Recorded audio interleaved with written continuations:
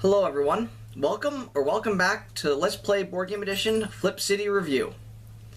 Now, the first thing I want to say about deck builders as a genre, overall they've kind of gotten stale. You can pretty much describe any new deck building game by taking these components from game A, take these components from game B, mix them together, and that's your new game. You might have a little tweak here or there that's new, but it's really kind of gotten stale. It's been done. I'm not that excited. I mean, I'll admit I still play them all. I try them out. But I find myself going back to my old favorites because there's not enough difference. That being said, Flip City is completely different than any other game I've ever played. Any deck builder I've ever played. I have to say, it's refreshing. It brought life back into deck building. So I have to say, for that I am very grateful and very thankful. The things that I like about it, there's no hand of cards, which is very different. You're playing from the top of your deck rather than just, oh, I have these to play from this turn, and strategizing. It's really, you have to do in the moment. It adds a different kind of aspect of the game to it. It's more in the moment rather than strategy, plan ahead, which was interesting, and I enjoyed it a lot. Probably my favorite part is that the cards are double-sided. They have a front, they have a back. The upgrading and recycling mechanic is really awesome. I have to say, I love the implementation of that. It turned out really cool. And the last thing I like that's different is that it has an instant win condition. Pretty much every single deck building game out there, when you run out of this many piles, or if this pile runs out, the game ends, everybody counts their points. Flip City has that first person to get 8 victory points in a turn, so it adds a lot of suspense. You're like, oh, are they going to get it this turn? Should I flip over my church and give me extra limit so I can go and get there? I mean, it adds a whole lot of suspense, adds a whole different layer of strategy to the game that the other ones don't have. And I found it really exciting. I mean, it brought that tension back to a game. It's not droning on, oh, we're getting close to the end, just collect stuff at the end. It's, oh, is this turn going to be it? Is this turn going to be it? Oh, do I have the right stuff? It really adds a lot to it. I like that. I do have to say this game was probably I consider the game a little simple for me. But then again, I don't think that I'm a hardcore gamer. I play deck builders all the time. I don't think this was designed as me as an audience. If you look at this from a gateway game, or like starting deck builder player, new player, young player game, it does a great job at that. It's simple, but it adds a lot. It has a lot to it.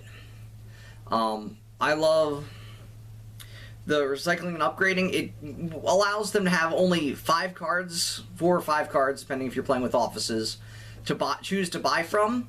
But really, you have 8 to 10 cards because they all have backs. And it simplifies things, but keeps the variation alive elsewhere. I have to say, it really is a great gateway game. I tried playing the solo mode. Even that, technically, I mean, if you look at it, it has 2 different difficulty settings. If you play with the offices, you have an extra 4 cards to go through, so it's an easier setting. You can play without the offices, and you don't have those 4 cards. It makes it more difficult. I'll have to say, playing without the offices was actually difficult for me. I had a hard time winning. I don't think I actually won my first 2 games playing. After that, I started winning much more often, but it was difficult. It had a learning curve. I enjoyed that, and that was nice. I'd say my potential biggest problem with the game actually stems from the fact that the cards are double-sided. I'm a very clumsy shuffler. My wife doesn't have the best shuffling skills. I drop cards a lot. As you'll see with the playthrough, one of the times while I'm shuffling, I drop a card. I drop a couple cards. And dropping a couple cards and not knowing what side they're on really can screw up the game and really ruin a game. I say potential problem because there is an easy fix. As you'll see with the playthrough, all you have to do is sleeve your cards. That way you always know, oh, this is the front of the card no matter what happens. So it's really not a problem. I mean, it's a little extra step. You have to go and buy sleeves, or You have to go if you have sleeves, find them and put them on. But it's definitely worth it. It makes the game a whole lot better. I like reducing the stress that comes from having to shuffle carefully. My real biggest problem with the game is that it has a slow startup. I mean, deck builders as a genre have a slow startup because everyone starts with essentially the same deck usually, and with the same simple cards that really don't do anything. This game helps a little bit because it doesn't have simple cards. You have really one of everything except the office, plus the residential areas. So it has a little more complexity there. But really, you have to spend 3 or 4 turns flipping over those residential areas, because if you don't, you really get screwed over. That whole press your luck aspect, you'll find yourself playing more carefully, you'll get behind and get farther behind and farther behind, and it's not worth it to not flip them. We've tried that. You really need to flip them. So that's an extra 3 or 4 turns at the beginning of the game, which is already boring and slow. That gets added on. Maybe I'd like to see a few less residential areas and help the game start off faster. Now, that being said, because you've gotten rid of the residential areas at the beginning of the game, the press your luck aspect diminishes as the game goes on. I mean, late game, unless someone upgrades an apartment to give the residential area to someone else, or you buy a whole bunch, or upgrade to a whole bunch of shopping malls, which require you to play more cards, the press your luck aspect goes away. But personally, I didn't mind when you get to that later game where it doesn't matter. The cards themselves take care of the enjoyment and the complexity, and it becomes fun anyway. And you really don't need that extra bit. It adds a little at the beginning, but I think what it adds at the beginning doesn't reflect how much longer it makes the game take. I wanted to bring up the fact that there is a secondary win condition in the convenience store. If you play 18 or more cards in one turn, you win the game. I'll admit, I played mostly 2-player games with people, and I think the most cards we ever had in our deck was 16.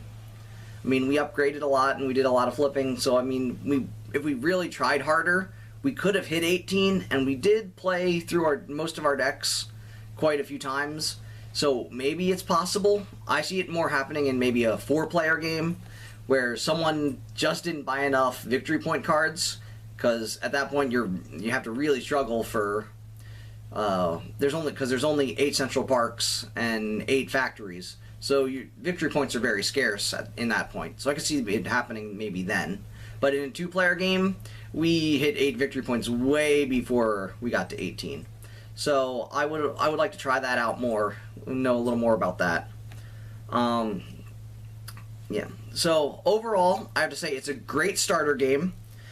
Great gateway game for younger kids. It's really good. I think the 8 to 10 area, get your kids into the deck builders.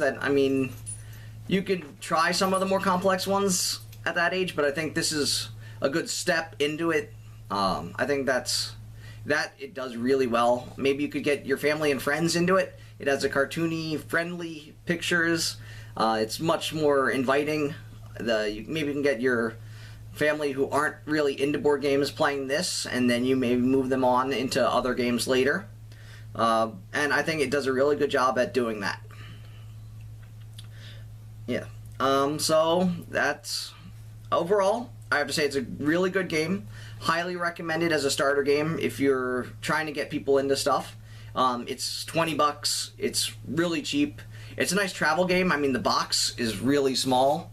I mean, not quite pocket-sized, but almost. It travels really well. Even sleeved, all the cards fit in the box, which is nice. So yeah, overall, I highly recommend this game. And I hope to see you in the playthrough. But if not, please remember to share, like, and subscribe. And as always, stay geeky.